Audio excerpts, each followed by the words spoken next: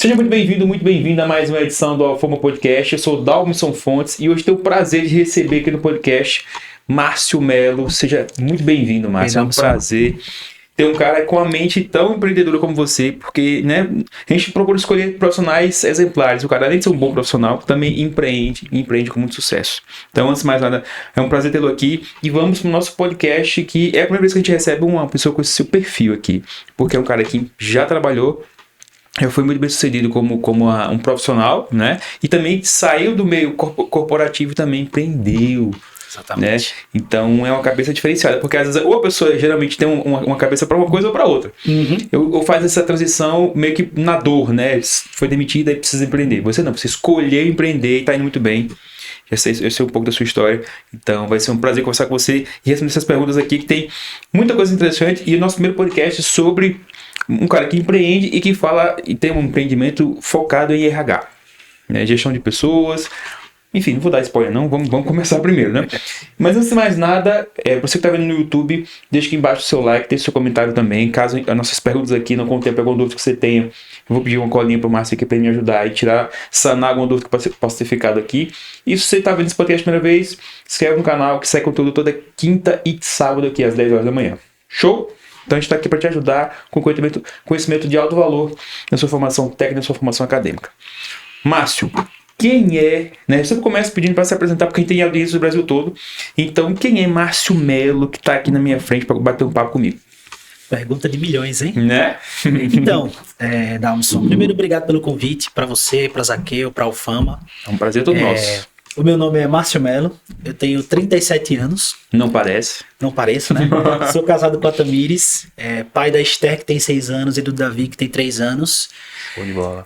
Empreendo desde 2016, ou seja, tem 10 anos aí que eu estou empreendendo. Sim. E passei na minha vida profissional por altos e baixos e por diversas empresas, ao ponto que eu tive que emitir uma segunda via da carteira de trabalho. Caramba! Porque a primeira já não tinha mais espaço para assinaturas. Caramba! Então a minha trajetória profissional, ela tá misturada com a empregabilidade, que é um tema que eu trabalho bastante, tem a ver com RH, é o que a gente vai falar muito aqui hoje, e com a minha vida profissional também. Então muito do que eu trago de conteúdo e para minha área de atuação dentro do RH tem a ver com as situações que eu acabei passando na minha vida profissional.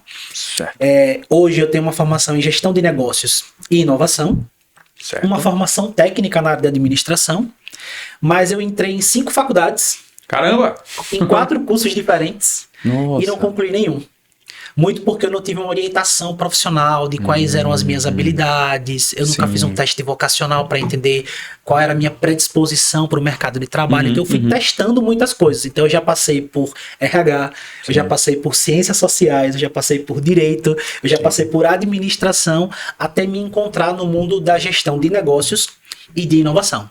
Então hoje eu tenho uma empresa que se chama Múltiplas Portas. Sim. Essa empresa é uma Venture Builder. Uma Venture Builder, para quem não sabe, é uma empresa que constrói outras empresas, mas foca muito em empresas de tecnologia, nas conhecidas startups. Certo. É um tema que se fala muito hoje em dia, startup, inovação. Sim. Eu também atuo nessa área.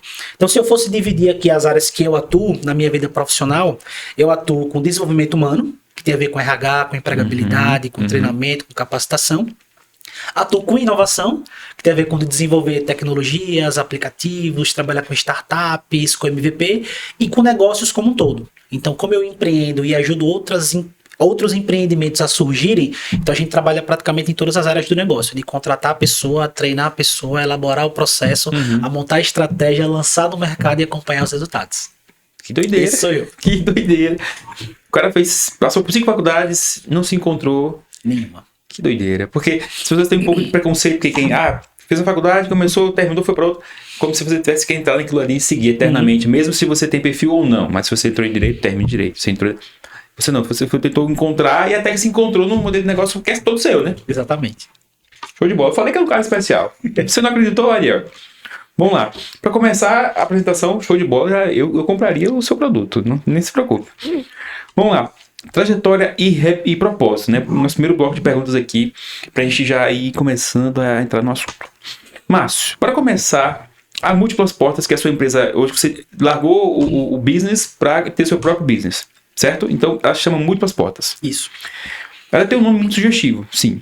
Como nasceu a empresa e qual é a chave principal que vocês usam para abrir a porta do cuidado com as pessoas nas organizações? Que é um assunto delicado, né? Exatamente. Múltiplas Portas, por incrível que pareça, o nome foi minha mãe que deu. Foi? A gente conversando ali, aí ela fez uma oração pra mim e tal, e ela, meu filho, eu olho pra você e eu vejo múltiplas portas. E quando ela falou múltiplas portas pra mim, aquilo me provocou, porque eu tava literalmente no momento de tentar me encontrar. Sim. Eu buscava muitas coisas, eu sempre gostei de aprender coisas novas, Sim. mas eu não estava me firmando ainda em nenhuma área.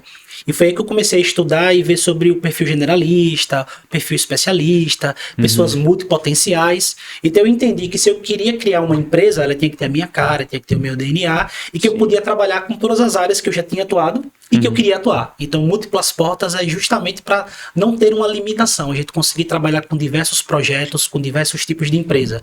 Então a gente já trabalhou, por exemplo, com uma empresa que trabalha com construção de casa. A gente já trabalhou, por exemplo, com prefeituras para implementar projetos de inovação.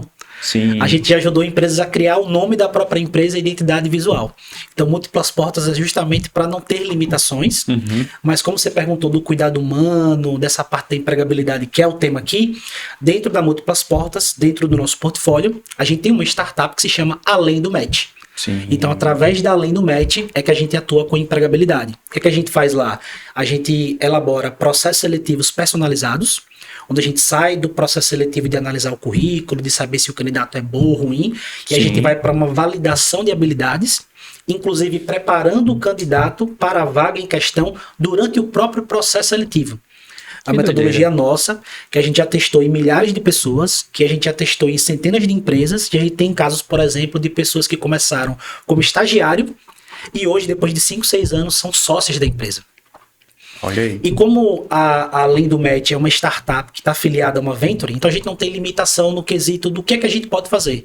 Então a gente atua com projetos personalizados. Então se a Alfama quiser contratar a gente para fazer um projeto para contratar futuros corretores, é possível.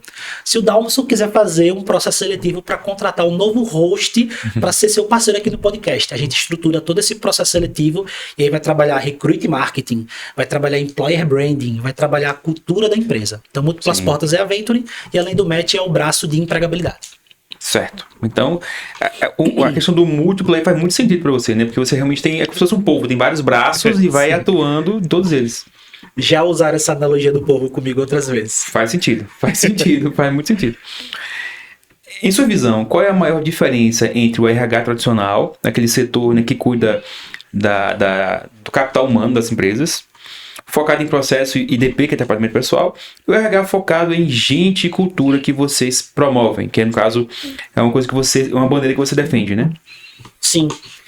O primeiro grande erro e paradigma que eu vejo é que as empresas, independente do porte, ela considera e olha para o RH e para o profissional que está ali dentro do RH como departamento pessoal.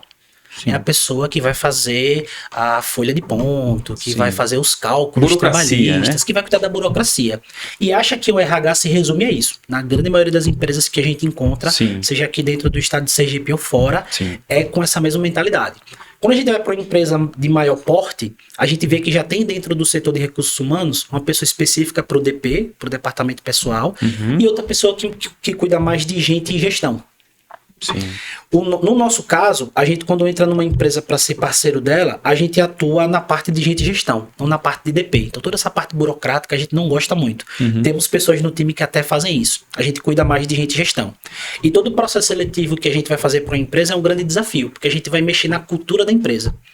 E mexer na cultura da empresa é mexer nos hábitos dos gestores, é mexer nos hábitos da equipe. A rotina, né? Na rotina, nos processos, e ninguém que está acostumado a fazer anos e anos a mesma coisa quer mudar. Então hoje as empresas elas estão passando por muitas dificuldades em contratar pessoas e colocam a culpa às vezes no mercado. Tá faltando mão de obra qualificada. Porque as pessoas não estão vindo preparadas. Isso em parte é verdade. Mas eu diria que 70% do problema hoje dos RHs é ter essa mistura, essa luta entre DP e gente de gestão e não ter essa pessoa e não conseguir trabalhar a cultura para conseguir atrair as pessoas certas para trabalhar na sua empresa. Sim. Assim, só uma experiência minha também, que eu já empreendo também tem um tempinho. De forma, assim como freelancer, né? Não tem essa pegada business que você tem de criar uma empresa. Mas quando eu trabalhei em empresas de terceiros, eu percebi realmente o que você falou, essa inflexibilidade. Se você é contratado para fazer X, você não pode fazer Y. Ou então, se a gente precisa de alguém que faça Y, se ele fizer próximo de Y, não é o suficiente. Ele tem, tipo assim, uma máxima que se todo contratante fosse ser contratado, não conseguia, porque existe tanta coisa. Exatamente. Que você não consegue atender tudo aquilo. E como você falou, a inflexibilidade é muito grande. Os caras querem, não, nós temos uma rotina assim, e você tem que se encaixar. Você se vire. E aí, tipo, eles não resolvem o problema deles. Não contratam uma pessoa e ficam reclamando do mercado. E tem um problema que é sistêmico.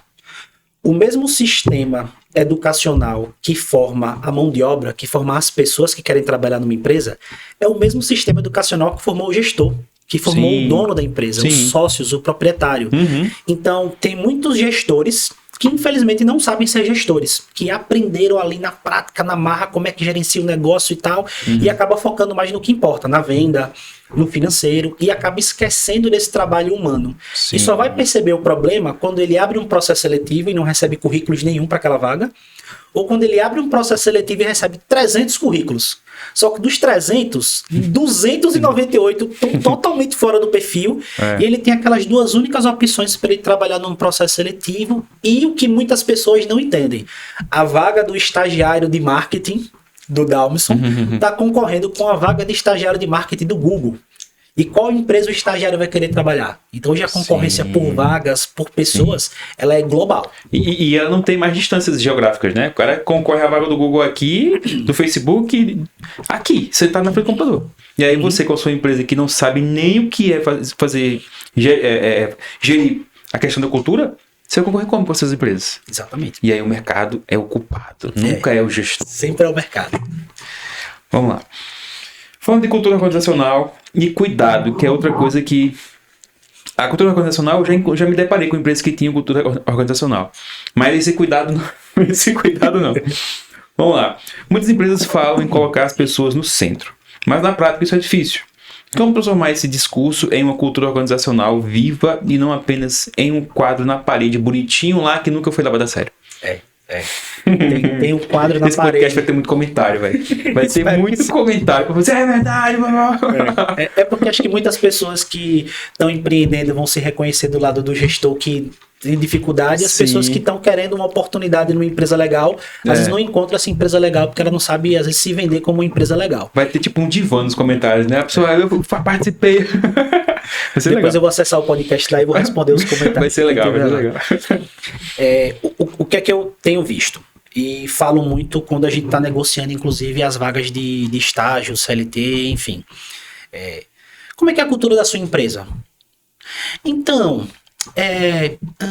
não sabe nem o que falar, né? E aí eu digo sempre, se você não está trabalhando a cultura da sua empresa, significa que essa cultura já existe e que você não domina ela, que não foi você que implementou ela. Completamente aleatória. Exatamente. Por exemplo, chegar, bater o ponto e depois ir tomar o café. Café com pão, café com biscoito, para depois sentar no computador e de fato trabalhar. Tem empresa que a cultura é essa. E tá ok, todo mundo chega, bate seu ponto, toma seu café da manhã e depois vai trabalhar. E aí imagine um gestor novo que chegou na empresa e tá vendo aquilo acontecer e ele tá sendo cobrado por produtividade. Olha, todo mundo que chegar a partir de hoje bate o ponto, vai trabalhar. Café você toma em casa. Nossa. Essa simples atitude pode desencadear um problema estrutural tão grande ao ponto daquele gestor não durar 3 meses, 6 meses ali. Porque todo mundo... A revolta do café da manhã para colocar o cara para fora.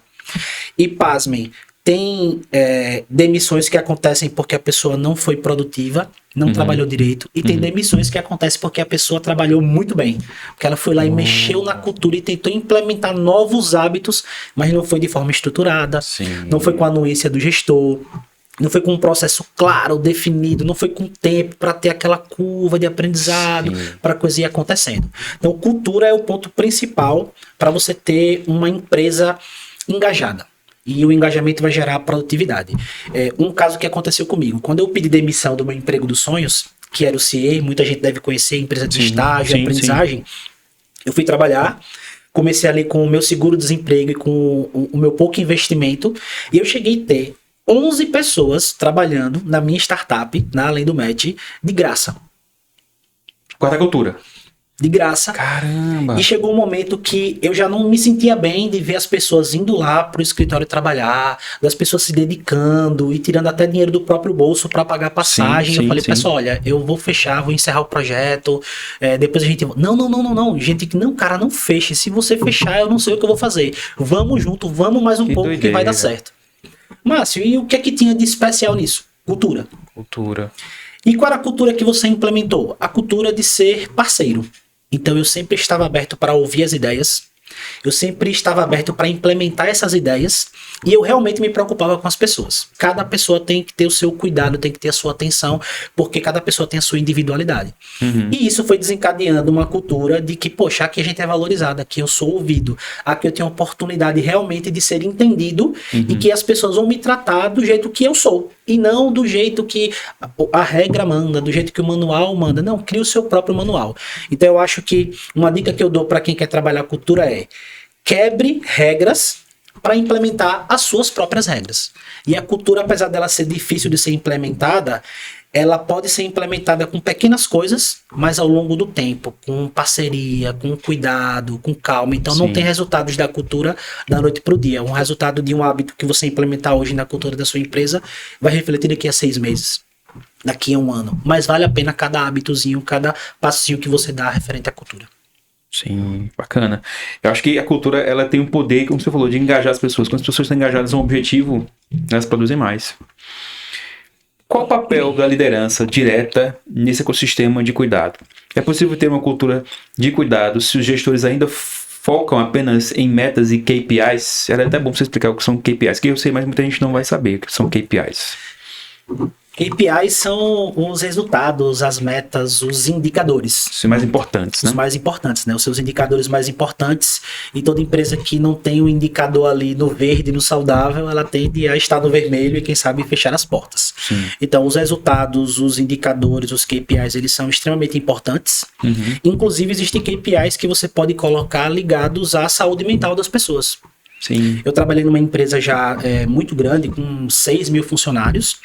E toda sexta-feira a gente tinha pesquisa de pulso.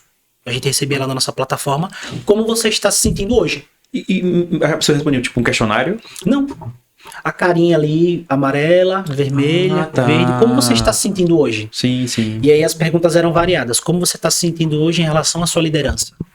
Como você está se sentindo hoje em relação ao seu dia a dia, ao seu ambiente de trabalho, sobre as suas metas? E quando tinha os indicadores no vermelho, aqueles indicadores eram analisados pela equipe de RH, pelos gestores e eram tomadas algumas medidas. Então, a gente recebia um treinamento assim do nada. Treinamento de comunicação não violenta. Porque na pesquisa de pulso, muitas pessoas estavam insatisfeitas com a comunicação do seu gestor. Então, a liderança, ela pode, através de KPIs, colocar KPIs que tem a ver com a saúde mental, que tem a ver com o bem-estar, que tem a ver com o maquinário, tem a ver com o equipamento. Enfim, tem muitas formas e muitas startups, muitas empresas que, inclusive, conseguem ajudar nisso. Vou recomendar uma aqui que recentemente foi até comprada por uma empresa grande. Existe a FIDS. Inclusive é de um sergipano chamado Gabriel. Ele foi para Floripa, montou a FIDS lá. E a FIDS foi comprada pela TOTUS. E a TOTUS é uma gigantesca. E eles começaram cuidando da felicidade dos colaboradores. Que coisa. É doido isso, porque eu já passei por algumas empresas e nunca cheguei nem perto de ter contato com essa mentalidade, essa forma de enxergar os recursos humanos. Geralmente é tipo assim, produtividade. Entrega suas tarefas e... Ok. E você que... né? Enfim. Como a saúde mental e o bem-estar psicológico entraram definitivamente na pauta estratégica do RH moderno, né? Como essa questão da psicologia do funcionário, do bem-estar mental dele passou a ser relevante. Eu percebi que depois que saiu o livro do Daniel Goleman sobre inteligência emocional... Muito bom. Quando saiu esse livro que virou best-seller, que os RHs, gestores...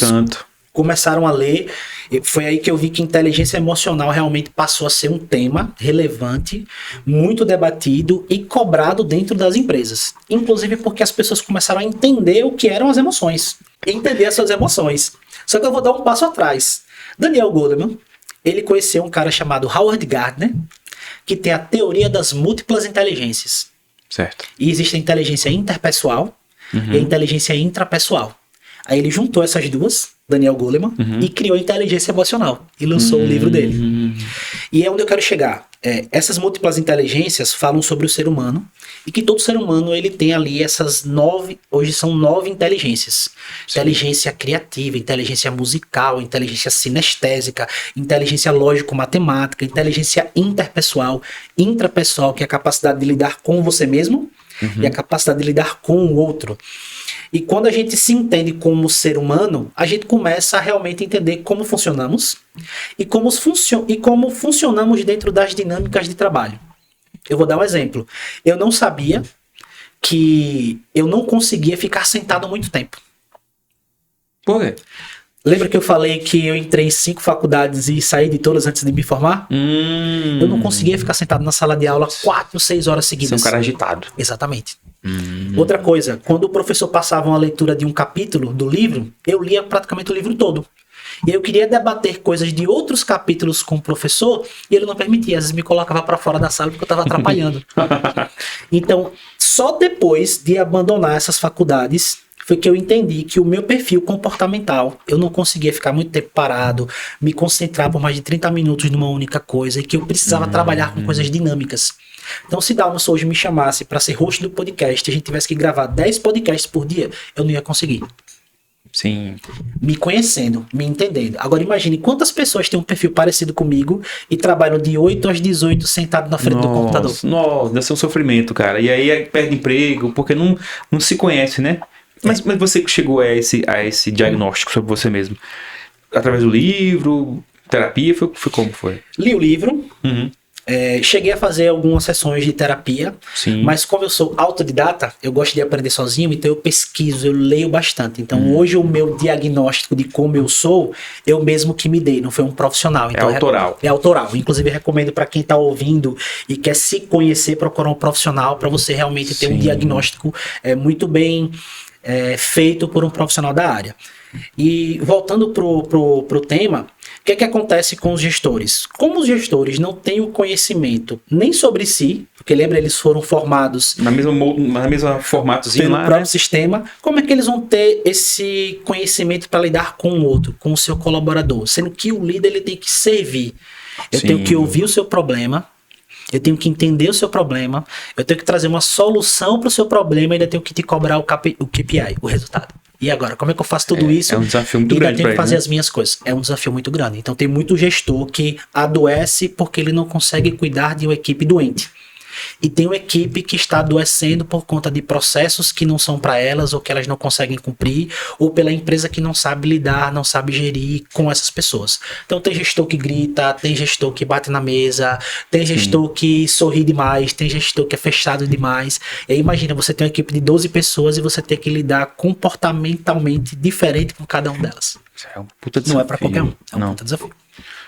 E aí tem que ter um departamento de RH atualizado, que não foca só em DP, mas em gente e cultura, para dar fazer essa ponte. Exatamente. Traduzir, eu acho que é uma tradução, traduzir a língua de cada um para o gestor entender e conseguir manejar essa equipe de modo a atingir o objetivo que ele quer. Não sair demitindo todo mundo ou botar a culpa no mercado, né? Perfeito. Falando de desafios, já que estamos de desafios, né? Desafios e retenção de talentos, que eu acabei de falar, né? Às vezes o cara não sabe lidar com um talento que tem na empresa, porque ele não sabe dar match com o cara. Não sabe, o cara, como você é agitado, você não consegue ficar sentado 30 minutos. Aí pro gestor, um gestor cego, esse cara não consegue trabalhar, pô, levanta de 5 minutos. Mas é o seu perfil, pô. Exatamente. O cara tem que entender, pra daí, com aquela pessoa, você tem que fazer com que ela trabalhe como você quer, não simplesmente jogar a pessoa, demitir a pessoa. Enfim, estamos vivendo eras de Great Resignation, essa é a pronúncia? Meu inglês tá meio perdido, né? Tá bom, tá legal. E Quiet Quitting, é mais ou menos isso também. Acho que é Quiet Quieting. É Quiet Quitting, o Quiet Quieting. A gente voltar para essa pergunta de novo. Mas a pronúncia é Great Resignation e Quiet Quitting. Acho que é isso. Vamos lá. Estamos vivendo eras de Great Resignation e Quiet Quitting. São termos em inglês que você vai traduzir pra gente. Como olhar além do match, ajuda as empresas a reterem talentos através de conexão emocional e do propósito, que é uma coisa que tem que estar alinhada, né? Esse Great Resignation aí, a gente pode resumir e traduzir em propósito, um grande significado. Certo. E o que acontece? Hoje as pessoas realmente entenderam que trabalhar sem um propósito claro, definido, é totalmente desmotivante. Sim. E faz com que você não pare em lugar nenhum ou que você não atinja o resultado que você quer. Sim. Então hoje quando um candidato olha para uma empresa, seja uma vaga seletista ou PJ, ele não está olhando só a remuneração. Tem alguns dados que inclusive mostram que o salário e a remuneração é o quarto ou quinto item que um candidato analisa ao aceitar uma proposta ou aceitar se candidatar num processo seletivo. Isso tem a ver, Márcio, você querer saber mais do que você, só comentário, que as novas gerações têm esse perfil, né? Geração Z, geração Y, se não me engano, tem esse novo perfil. Os baby boomers, a galera mais anos 80, anos 70, tem outra pegada. E isso é extremamente relevante para o cara entender que eu estou contratando geração Z. Eles têm um perfil. Enfim, só continue. E as gerações anteriores, acho que da nossa para trás, né? Você tem quantos anos? 34. Da nossa geração para trás, viveu talvez uma era mais de escassez, onde as oportunidades eram menos, né? Onde, inclusive, para você conseguir trabalhar numa empresa legal, bacana, você tem que estudar muito durante muito tempo. Hoje a gente não vive mais essa era. A gente vive uma era de abundância. Hoje, com o nosso celular e com 1 ou 2 horas do nosso tempo livre, a gente consegue fazer uma renda online ganhando em dólar e ter uma renda de 3, 4, 5 mil reais por mês fácil. Não é difícil. Você que trabalha com marketing digital, social media, sabe que isso é real. Então, hoje as profissões tradicionais concorrem com essa abundância de oportunidades no mercado de trabalho. Então, hoje, para um candidato mais recente, ou até mesmo os da nossa geração, quando olha para uma empresa, não olha só para a descrição da vaga. O que é essa empresa no mercado? Sim. Que tipo de produto e serviço ela vende? Sim. Olha no Reclame Aqui as avaliações daquela empresa. Sério? Vai fazer esse escaneia desse modo assim. Eu vou trabalhar com crédito, oferecendo cartão de crédito, maquineta de cartão de crédito. E eu sou um consultor de vendas. Aí eu vou lá no site da empresa, tem lá aquela proposta de valor, missão, visão, valores, lindo, né? Maravilhoso. Quando eu entro no Reclame Aqui, nota 1. Quando eu entro no Google, lá na classificação, 1 estrela. E o povo descendo, poxa, eu vou trabalhar numa empresa como essa, eu vou me queimar, eu vou manchar o meu nome, eu vou entrar nesse ambiente hostil aqui. Quero não. Eu prefiro trabalhar numa outra empresa menor, ganhando menos, mas que tem uma outra proposta, um outro propósito, e por aí vai. E tem um detalhe importante, isso muita gente já deve ter ouvido falar, que é aquilo, a gente contrata pela capacidade técnica e demite pelo comportamento. E o comportamento do colaborador dentro de uma empresa, ele depende muito do propósito. Porque é o que os coaches falam, né? O propósito é o que faz você levantar da cama e tal. O propósito é o que faz você levar uma bronca, engolir, respirar fundo e seguir. Não, eu quero trabalhar nessa empresa, eu gosto desse projeto aqui. Não só pelo dinheiro, é porque tem um significado maior. Então isso aqui é irrelevante comparado a esse propósito que é maior. Tem esse ponto também. Que doideira, eu tô ficando surpreso aqui. Porque faz tudo bem que faz tempo que eu saí do mercado, né? Eu trabalho de maneira independente desde 2019, mais ou menos. E minhas experiências foram conflitantes, como você falou, porque justamente faltava muito desse cuidado para entender o funcionário, ao invés de querer simplesmente encaixotar ele. Você tem que trabalhar desse modo aqui, seja você como for. Se é redondo, encaixa no quadrado. Se é quadrado, encaixa no redondo. Isso é muito comum. E você ter essa percepção de entender que as gerações têm perfis diferentes é muito... Eu tenho 5 sobrinhos, todos geração Z. A conversa com eles é diferente. Eu imagino que a empregabilidade deles também vai ser diferente. Sim. Porque eles vão ter perfis muito distintos. Eu tenho um sobrinho que tem 5 anos, pô. Quando ela tiver 18 anos, o mundo vai ser bem diferente. Bem diferente. Talvez nem tenha mundo, né? É possível. É uma das possibilidades. Então, aí, imagine, você gestor lá, sei lá, 50, vai contratar uma pessoa de 18 anos, que veio na era do TikTok, na era dos vídeos de 30 segundos. Essa pessoa tem uma pegada completamente diferente da gente, pô. E aí, como é que você vai fazer essa contratação se você não tem essa visão, como você está passando aqui? Não tem uma empresa que ajude o seu RH a funcionar da maneira correta. Cara, a sua empresa é muito necessária, muito importante. Também acho. De que forma o RH pode equilibrar a necessidade de alta performance com respeito aos limites humanos dos colaboradores? Eu acho que sempre quando a empresa traz o colaborador para construir o planejamento dela, para construir as metas, para pensar nos produtos, nos serviços, ela consegue ter um time que vai conseguir dar vazão ao que ela quer entregar para o mercado. Quando está muito concentrado lá no gestor, no dono da empresa, o que vai ser vendido, como vai ser mostrado, como vai ser apresentado, isso chega pré-pronto ali para os colaboradores, corre um grande risco da equipe não comprar a sua ideia. E hoje, treinamento, ele virou commodity. Você pode criar um treinamento com 2, 3 cliques com a IA e ter alguém lá apresentando. Sim. Agora, você fazer com que o conhecimento seja absorvido ali pelo seu colaborador e ele consiga, na ponta, implementar aquele conhecimento através de uma técnica de venda e tudo mais, precisa de acompanhamento, precisa de paciência, precisa de gente para isso. E a gente sabe que no Brasil, geralmente, as empresas não têm tantos recursos para ter um analista de treinamento, um DP e um gente em gestão, um supervisor para cada 5 pessoas. Às vezes acaba que o supervisor ele é DP, gente em gestão, ele é serviços gerais, ele é vendedor, ele é tudo. E essas estruturas hoje muito fragmentadas das empresas, seja elas pequenas ou de médio porte, prejudica muito o resultado. Então tem muita coisa que cai às vezes na culpa da gente em gestão, da liderança, que é muito mais de como a empresa está organizada e como ela vai para o mercado do que de uma coisa só. Então geralmente, para tudo que a gente está falando aqui, os problemas eles são estruturais, eles não estão ali num único ponto não. Sim, sim.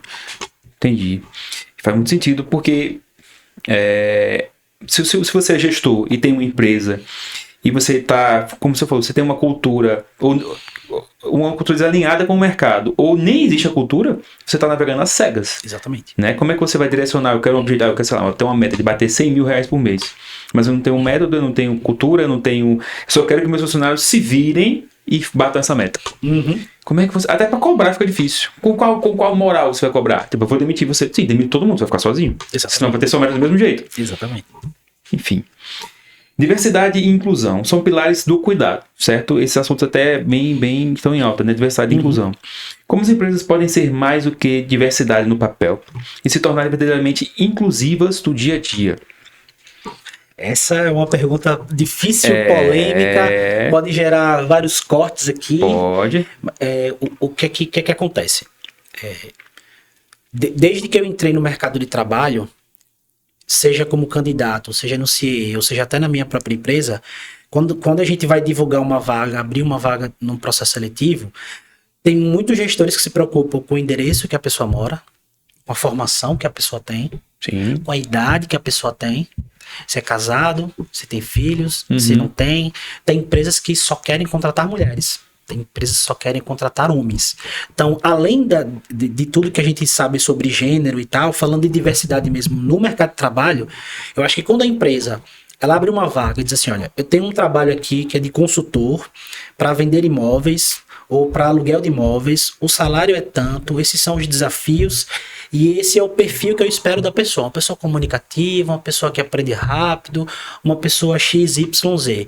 E ela deixa aquilo aberto e ela recebe homem, mulher, alto, baixo, gordo, magro, religião tal, religião Y, mora ali, mora aqui. Quando ela se abre para o mundo, ela vai receber perfis muito diversos e ela vai ter muita riqueza de perfil para ela poder analisar e contratar. Esse é o primeiro ponto, a primeira barreira a ser quebrada. É quando você monta a vaga e você divulga ela. Só que acontece que quando a empresa recebe o candidato para entrevistar, tem os vieses inconscientes.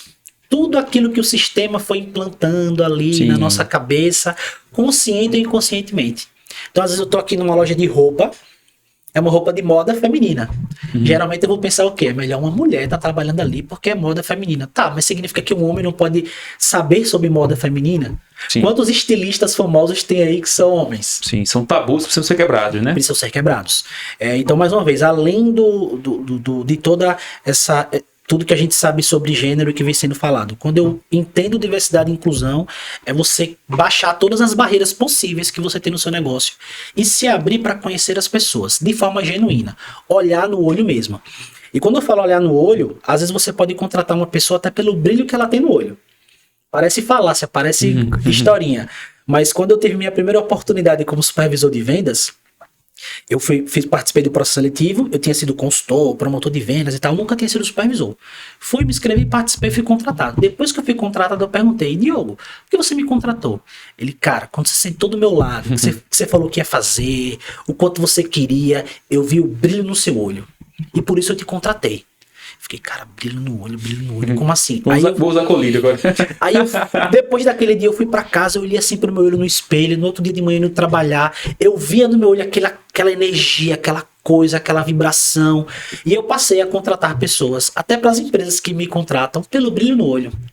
Olha só. Pô, Márcio, você mandou a pessoa assim, tá diferente do perfil que eu te disse, cara, eu sei, mas sente com a pessoa, converse com ela, que eu tenho certeza que o que eu vi nela você vai ver. Márcio, realmente, eu vi algo diferente nela e tal. Você viu um brilho no olho, né? Eu vi sim. Aonde eu quero chegar com isso?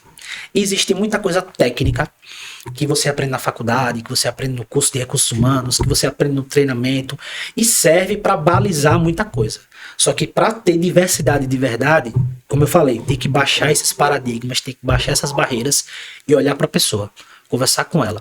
Sim. Entender ela. Você pode usar IA, você pode usar processo para diminuir o volume de currículo, para filtrar o perfil, mas na hora de optar por quem você quer contratar, na hora de entrevistar, tem que olhar no olho, tem que conhecer a pessoa, conhecer a história dela e entender se você quer se relacionar com aquela pessoa. Eu vou dar um exemplo. Eu já trabalhei com uma pessoa que ela disse, olha, eu faço acompanhamento psicológico, eu tenho esse problema na minha família, e nananã, bererê. Ela jogou todos os problemas no processo. Só que tecnicamente ela era muito boa. Eu fui sincero com ela. Você consegue passar por todas essas dificuldades no seu dia a dia e mesmo assim entregar resultado? Consigo. Perguntei uma vez. Não, você me falou sobre isso e isso da sua família. Obrigado por compartilhar. Mas se tiver que escolher num sábado de manhã entre entrar nessa reunião online e fazer isso aqui e resolver esse problema da sua família, eu vou ser sincero, eu vou resolver o problema da minha família, mas assim que acabar, eu vou lá e entrego o resultado. Essa pessoa, por mais que ela tivesse uma série de problemas, sabe o que pesou? Ela foi transparente. Ela foi honesta. E se ela foi honesta nesse ponto, ela seria com qualquer outra coisa. E um dos critérios para aquela vaga era transparência, honestidade. E esses detalhes a IA não identifica. Não. O sistema não identifica. Tem que olhar no olho, tem que ter empatia, tem que conversar com a pessoa. Sim, doideira. Tomei uma aula agora de RH que nem percebi, olha aí. Bacana, Márcio. Falando agora de tendências e educação, né? Já estamos no podcast da Alfama Cursos, nada melhor do que uma pergunta sobre educação e tendências. Como a tecnologia e a famosíssima inteligência artificial podem ser aliadas do RH, sem que perca o toque humano, como a gente acabou de falar, e o acolhimento? A IA, ela é o cavalo. Sim. E o profissional de RH, ou de qualquer área, é o cavaleiro. Show. Então, quando você consegue dominar esse animal, essa fera, essa besta e guiar para os caminhos que você precisa, você vai ter uma ferramenta, a melhor ou maior ferramenta de produtividade que eu já tive a oportunidade de ver na minha vida e muitas pessoas vão concordar comigo. Só que o que é que tem acontecido? A IA tem matado a produtividade de algumas... tem aumentado a produtividade de algumas pessoas, mas matado a criatividade dessas mesmas pessoas. Sim. Então, quando você deixa que a IA escreva por você, envie por você, analise por você, ela está pensando por você, você perdeu ali sua identidade. Inclusive, para quem estuda IA, você vai ver que uma das coisas que você coloca no prompt é a identidade que a IA precisa ter.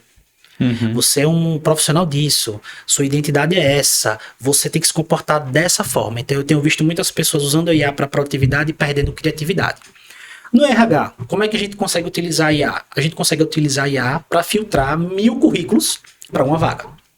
Você consegue pegar a descrição da vaga, o perfil da pessoa, o perfil daquela vaga e você consegue fazer um filtro. Você pode perder pessoas boas ali? Pode, mas aí é humanamente impossível você analisar 1000 currículos para uma vaga. E eu já fiz processo seletivo para uma farmácia daqui do nosso estado e a gente recebeu mais de 1000 currículos para uma única vaga. Caramba. Na época não tinha IA. Foi que nem professor, que só... E aí a gente se dividiu ali em grupos, analisamos currículo por currículo, colocamos os nossos filtros. Se não tiver isso daqui, não passa. Se tiver isso daqui, conta um ponto a mais. A gente conseguiu fazer um filtro ali. Será que a gente perdeu um bom currículo, uma boa pessoa? Talvez sim. Somos humanos, o humano tem essa falha. Sim. A IA não, a IA ela consegue reduzir o máximo possível essa falha. Então, filtrar currículos, avaliar perfil, fazer comparativos, fazer o ranking dos candidatos, saber quem tem mais aderência à vaga ou quem não tem mais aderência à vaga. Hoje, por exemplo, quando eu mando os relatórios para meus clientes, tem lá 5 pessoas. Essa tem 83% de aderência, essa tem 79%, essa tem 93%, essa tem 69%. Pô, Márcio, você me mandou uma de 90% e uma de 60%? Sim, ela tem aderência à vaga, mas olha o currículo dela. Veja, a diferença da experiência do de 60 para o de 90 são diferentes, mas ambas se conectam com o que você precisa. É você conversando, olhando no olho, que você vai decidir. Então, IA para aumentar a produtividade funciona. Agora, para pensar por você, tomar decisão por você, eu não concordo e não tenho feito isso nos meus processos. Sim, até porque, como você falou, você perde até... Você vai como eu posso dizer? Você vai perdendo suas próprias habilidades. Eu escrevo muito bem. Se você para de escrever, bota só a IA para fazer isso, você vai atrofiando, né, pô? Não é uma boa ideia. Mas eu entendi seu ponto. Márcio, infelizmente estamos nos encaminhando para o final do nosso podcast. Foi rápido, hein? Mas calma, ainda tem 2 perguntas. Calma. Mas estamos no bloco final. Falando de visão de futuro agora, que é uma coisa importante. Se você pudesse dar um único conselho para um CEO que sente que sua equipe está desmotivada hoje, qual seria o primeiro passo para a mudança? Sente com cada um da sua equipe, olhe no olho e pergunte: qual é o problema? Sim. Você tem alguma solução? Tenho. Diga e a gente vai implementar junto. Não tem, então vamos colocar o papel e a caneta para agir aqui e vamos pensar numa solução juntos. Mesmo se for um volume gigantesco de funcionários? Sim. Porque não tem aquele ditado? Uma maçã podre no cesto pode contaminar todas as outras? Sim, é verdade. E se ele é um CEO, ele vai ter uma equipe, ele pode separar ali em grupos, dias, líderes, mas eu não abriria a mão, eu daria esse conselho. Sente, converse, pergunte qual é o problema, se tem alguma solução, se não tem, vamos construir junto. Bacana. Márcio, para finalizar, qual é o legado que você e a Múltipla Portas, no caso, as Múltiplas Portas, ela tem um braço que chama Além do Match, certo? Isso, exatamente. Querem deixar para o mercado de trabalho brasileiro nos próximos 2 anos? Desde o começo, o nosso propósito foi bem claro. É transformar a empregabilidade do profissional brasileiro. Certo. E quando eu falo em transformar, é fazer com que as pessoas tenham a capacidade de conseguir o seu próprio emprego e de se manter nele. Porque é tão difícil conseguir e é tão difícil quanto se manter no seu emprego. Tem um termozinho também em inglês que é lifelong learning, que já foi falado muito, mas agora precisa ser falado ainda mais, que é aprendizado contínuo, aprender ao longo da vida. Então, para você conseguir um emprego, você precisa ter um currículo, um portfólio, marketing pessoal, trabalhar isso até o momento da entrevista. Foi contratado? Show de bola. Agora, para você se manter no emprego, aí você tem que desenvolver novas habilidades, você tem que aprender, você tem que entregar resultado, você tem que ter novas ideias, aprender a implementar novos projetos. É um novo e um grande desafio. E aí a gente tem as pessoas especialistas e generalistas. Agora a gente tem pessoas multipotenciais. É onde eu me encaixo, inclusive. São pessoas multipotenciais que conseguem fazer bem mais de uma coisa em áreas diferentes. Eu consigo me comunicar bem, então eu consigo dar uma palestra, dar uma aula, mas ao me comunicar bem eu também consigo, por exemplo, ser host de um podcast. O que é que tem a ver ser professor e ser host de podcast? Nada. São profissões diferentes, são mercados diferentes. E por que eu não posso ganhar dinheiro nos dois? Porque eu tenho que ser uma coisa só. Sim, isso aí é até um discurso um tanto quanto já datado já, né? Gerações anteriores, não, você é o quê? Exatamente. Existe que você tem uma plaquinha escrita aqui, não, eu sou isso aqui. Exatamente. Você não pode ser 2 coisas. Exatamente. É muito baby boomer esse papo, né? Mas eu ainda ouço até hoje as pessoas me questionando, o que é que você faz? Nossa, essa pergunta é muito... Aí eu respiro fundo, então. Tem uma empresa que trabalha com isso. E você consegue dar conta de tudo isso? Consigo. Se você não consegue dar, eu consigo. Como? Olha, a gente senta, a gente monta ali a agenda, a gente tem equipe, tem dias que é mais fácil, tem dias que é difícil, faz terapia, mas tem como. Agora, se você não consegue, ou se você não quer fazer, tá tudo bem. Agora, não julgue quem consegue ou quem quer fazer. Dá pra ser uma pessoa multipotencial? Dá. Dá pra você trabalhar em 1, 2, 3 áreas. Dá pra você ter uma boa renda em 1, 2, 3 áreas e ter bons resultados em 1, 2, 3 áreas. Ninguém é obrigado a trabalhar numa coisa só.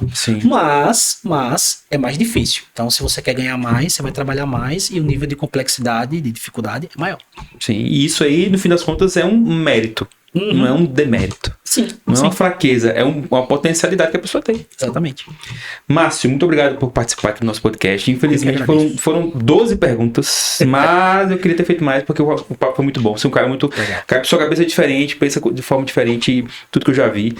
Você que ficou até o final aqui, você vai receber agora uma última mensagem do Márcio. Eu gosto sempre de deixar esse último minutinho para o nosso especialista, ainda mais multifacetado, multi-habilidoso, deixar de repente, um último conselho, um último conhecimento, uma última mensagem de apoio para nossas pessoas que estão assistindo aqui, nossa audiência, que são pessoas que estão querendo, se clicaram aqui, estão querendo saber um curso de empregabilidade. De repente estão participando do processo seletivo, estão nos comentários reclamando lá que não consegue ser contratado por algum motivo que a gente comentou aqui.